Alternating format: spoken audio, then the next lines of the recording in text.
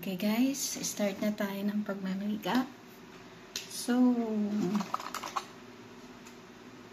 mag-start po tayo dito sa Make Keep Mist. Ayan.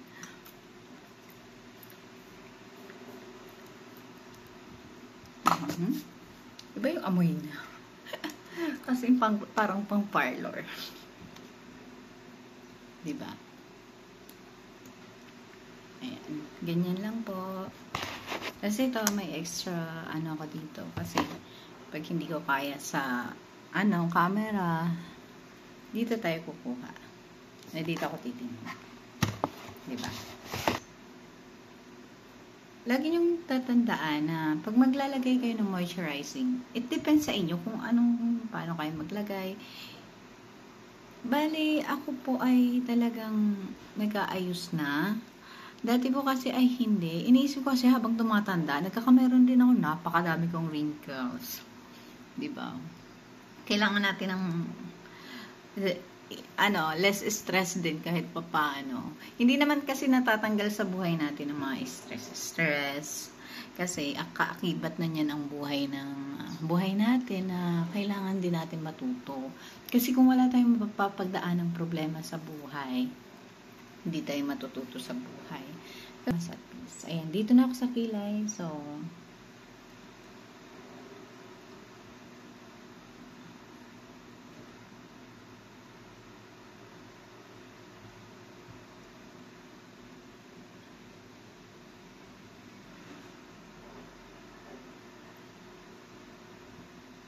ang pagkikilay po ay nakadepende sa inyo kung paano kayo magkilay.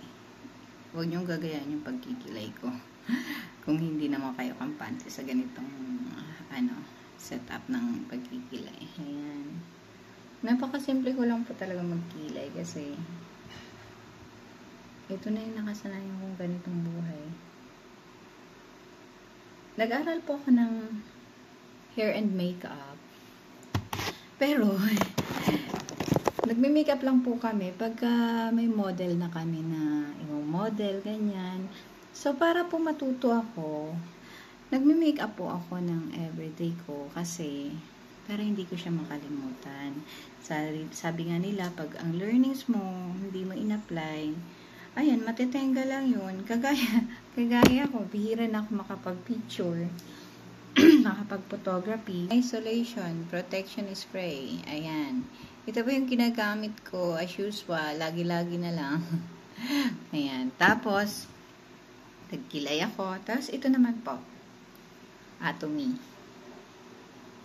Ito yung ginagamit ko for protection din. Ito talaga ang aking pinaka-paboritong ginagamit sa lahat.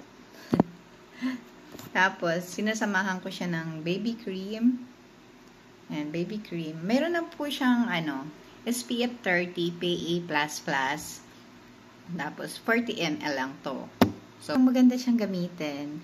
Ito po ay may SPF 50+, then PA+++. Tatlong plus na yun. Tapos, okay siya sa high protection, sa maaraw, masyado. Tapos, talagang moisturizing din siya. Moisturizing sunscreen. So, makakapagpa-beauty din to sa inyo. Joke. Parang kinikilig. Wala namang kinakakiligan. Ayan. Ganito lang. Ang gawain ko pag aalis ako, pag may gala ako. Hindi lang yun. Everyday ko na talaga siyang ginagamit. Kahit wala akong gala. Alam mo, lalabas lang ako. Gusto ko kasi, yung parang, ako sa araw, yung kahit maarawan ka, hindi ka takot na masunog. Sunog na kasi ang kulay ko, masusunog pa ako, diba? Ayan. Kaya nasanay na din ako mag-ayos-ayos. So, ayan. I hope kayo din, kahit hindi tayo marunong. Ako po, simple lang po talaga to. Tapos wala pa po ako masyadong ginagamit sa mukha. Kundi lang, yung foam na Atomy, tsaka yung deep. Panglinis lang sa mukha. Para makinis lang siya. Yun, sapat na sa akin ang makinis na mukha at walang pimples. Yung parang kampante ka na. Lumabas na wala kang mga abo-abobot. Pero ayun nga, dahil babae tayo, tsaka tumatanda na, papunta naman talaga lahat ang ano natin doon. Syempre, habang bata ka pa, need mo talaga magpaganda. Hindi naman need. Kung may pera ka, magpaganda ka na. Okay? Kasi, sayang yung beauty natin. Tapos, malay mo, talent mo pala yun. Makatulong ka pa sa iba. You can make up others na. Diba? Ayan. Inuubos ko lang po yung blush on ko. Kaya pagpasensyahan nyo na ito po ay nasira kasi. Tapos maglalagay ako ng konti dito sa baba. Ito po ay nagaya ko sa nanay ko. Kasi ang mama ko ay mahilig maglagay nito dati nung maliit pa siya. Sabi ko, bakit kaya hindi ko gayahin si mama nung high school na ako? Kaya marunong akong gumamit ng ganito kasi si mama ay napaka malandi. Joke lang. Not so malandi naman. Alam niyo yung marunong siyang mag-ayos talaga. Totoo pala yun na para maging confident ka sa sarili mo, kailangan mo muna ayusan yung sarili mo first. Sa yung parang para pangdagdag boost na din. Diba? Teka lang po, maglalagay muna ako.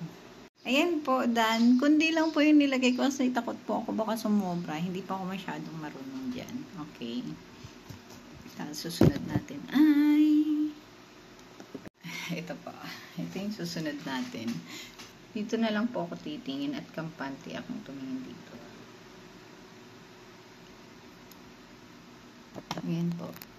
Tingin ako sa salamin. Ayan. Tapos, ito pala. O yun, nag-chat na yung aking kapatid. Sensya na pa. Tingin-tingin ako sa cellphone kasi ako po ay talagang kailangan pumunta doon at baka masira po yung tinapa. Ayan. Ganito lang po ako mag-makeup. Sa lahat po ng gustong matutong mag-makeup, dito sa Taiwan, may libre po yung OWA. Ang OWA ng pag-makeup. Lahat po mayroong baking, mayroong din massage. Sabi nga nila, titingnan mo naman kung saan talaga ang level ng iyong knowledge. Kung kailangan mong matutunan, anong skills mo. Kasi, kailangan po natin yun sa buhay. Okay, guys. Ayan, guys. Ito na po. I'm done. Pero parang naiiyak ako. Joke lang. Okay. Mag-lipstick na po ako. Na-lipstickan niyo.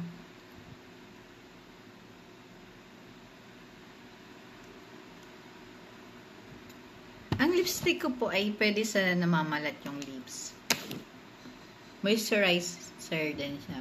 Moisturizing din siya. So, kahit hindi namamalat yung lips ko, naglalagay ako para kahit pa paano ma-save siya sa init din. Para hindi masyadong yung mukha ko. Ayan.